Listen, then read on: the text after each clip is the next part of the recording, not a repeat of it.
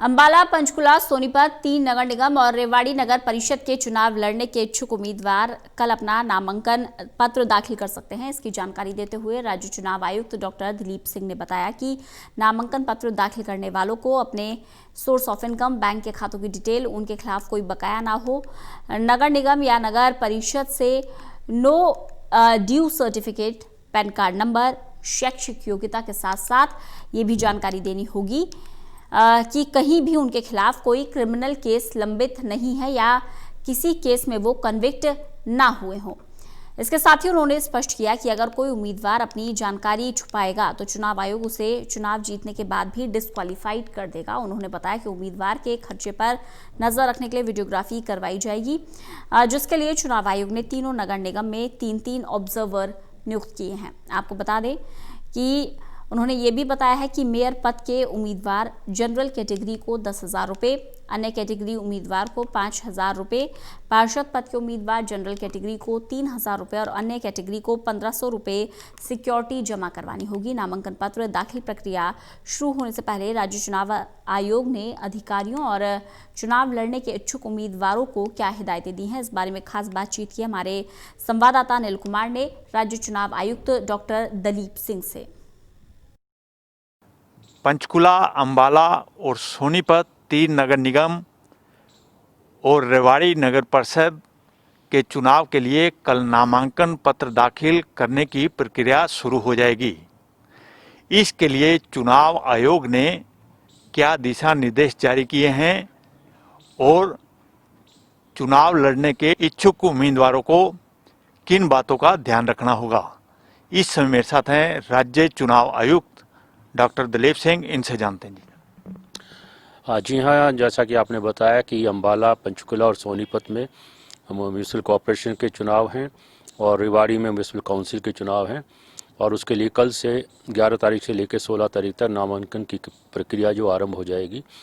और मैं बताना चाहूँगा कि जो ये 11 से 16 तक जो नामांकन जो उम्मीदवार अपना नामांकन भरना चाहते हैं तो 2 तरह के नामांकन होंगे। एक तो है मेयर के पद के लिए और दूसरा है मेंबर के पद के लिए, काउंसलर के पद के लिए। तो ये पहली बार हो रहा है कि ये काउंसिल में और कमेटीज़ में भी मेयर का जो पद है वो डायरेक्ट ही भरा जाएगा और कॉरपोरेशन में ये प्रावधान पहले से ही था।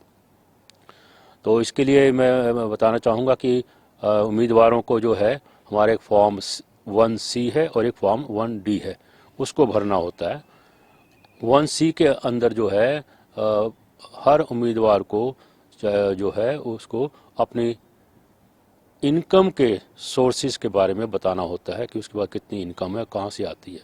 और ये इनकम केवल अपने लिए नहीं, अपने स्पाउस के लिए भी और अपने ऊपर जो डिपेंडेंट बच्चे हैं उनके बारे में बताना पड़ता है। तो उसमें पूरे बैंक के खाते का नंबर देना पड़ता है, कितना पैसा उसके अंदर है, कितना लोन लिया हुआ है वो दिखाना पड़ता है और उसको हर तरह से उसको और अपना पैन नंबर भी देना पड़ता है। तो एक बड़ा महत्वपूर्ण एफिडेविट होता है और मैं चाहूँगा कि उम्मीदवार इसे बड़े ढंग से भरें।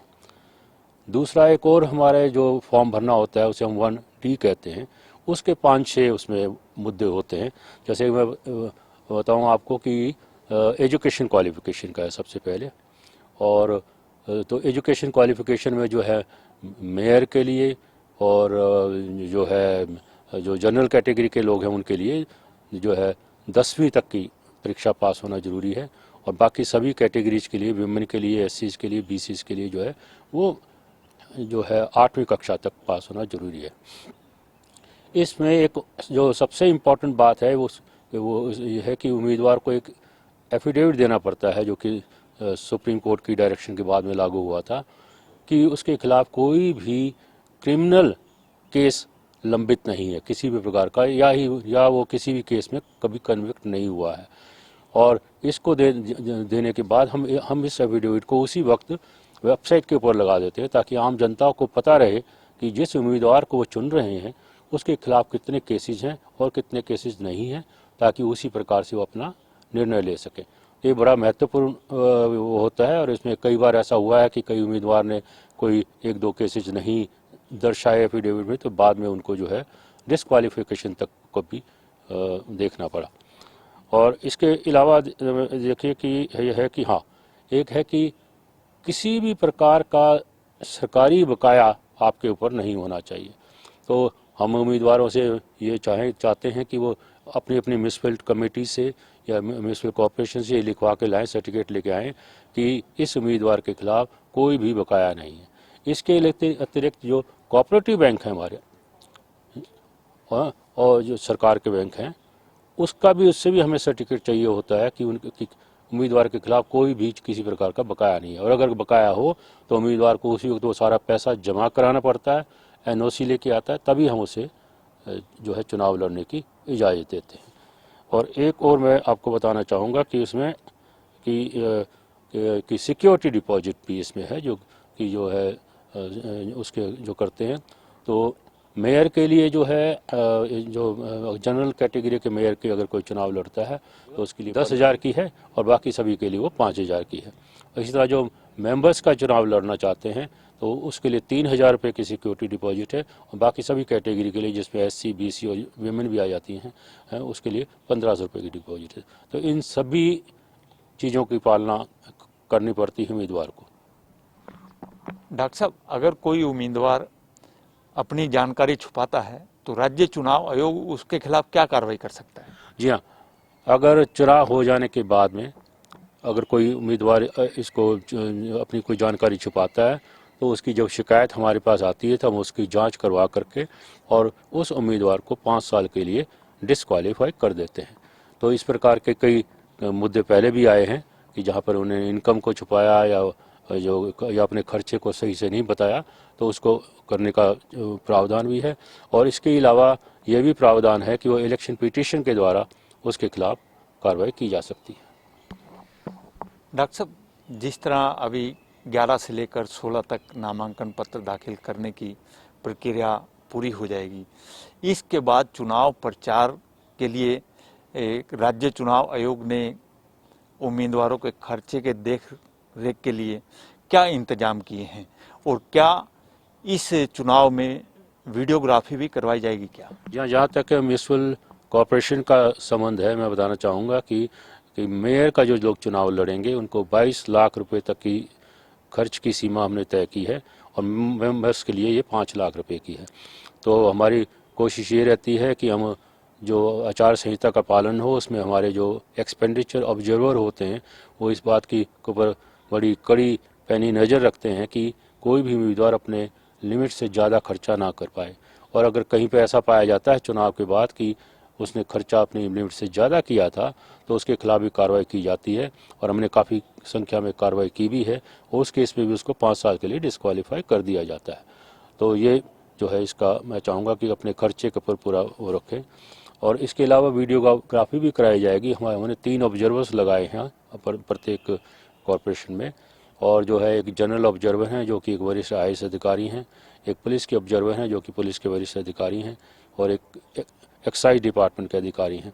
ये तीनों ऑब्जर्वर मिल करके इस बात पे निगाह रखेंगे कि कोई भी अप्रिय घटना ना हो, कोई भी किसी को कोई प्रलोभन या लोभ लालच दे करके कोई अपनी वोट ना करे, और साथ ही साथ ये भी देखेंगे कि कोई एक्सपेंडिचर की लिमिट भी ज़्यादा इसमें ना हो।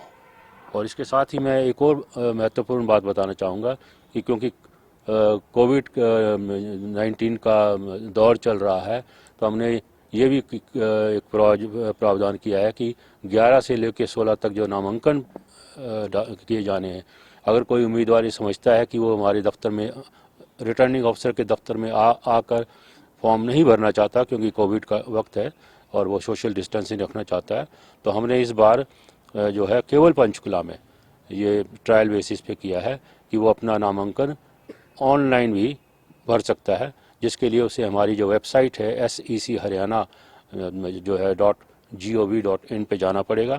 वहाँ पे उसको लिंक प्रोवाइड किया गया है और उस लिंक पर जा करके वो अपने जो है सारे फॉर्म को भर सकता है। वहाँ पे जितने भी उसके डॉक्यूमेंट्स हैं उसको स्कैन करके अपलोड कर सकता है और स्क्रूटनी वाले दिन आकर के हमें वो दिखा सकता है।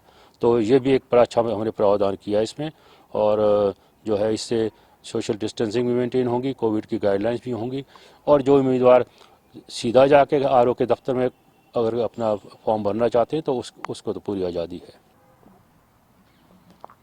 ये थे मेरे साथ राज्य चुनाव आयुक्त डॉक्टर दलीप सिंह। इन्होंने बताया कि पंचकुला, अंबाला, सोनीपत नगर निगम और रेवाड़ी नगर परिषद के नामांकन पत्र दाखिल करने की प्रक्रिया कल से शुरू हो जाएगी।